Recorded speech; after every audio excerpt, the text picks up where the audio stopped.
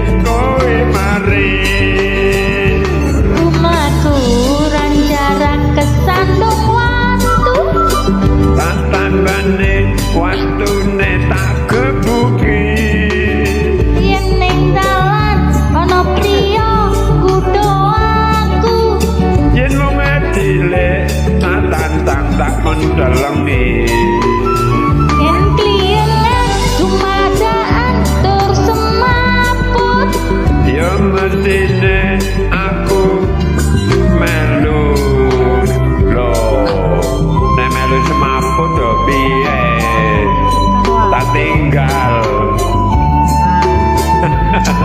malah ditinggal.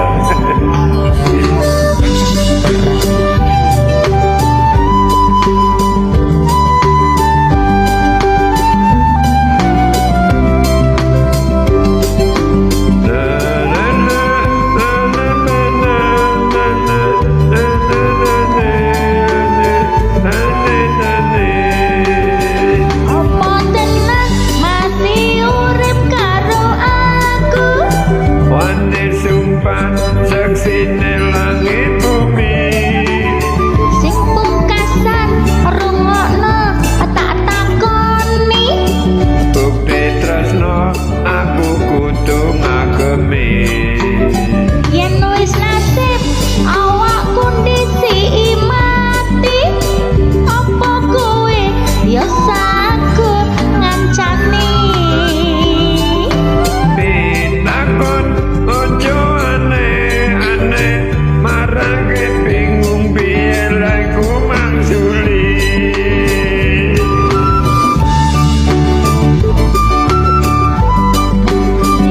lo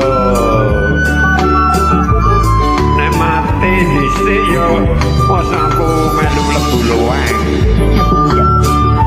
ya kono sak arepmu aku yo golek meneh.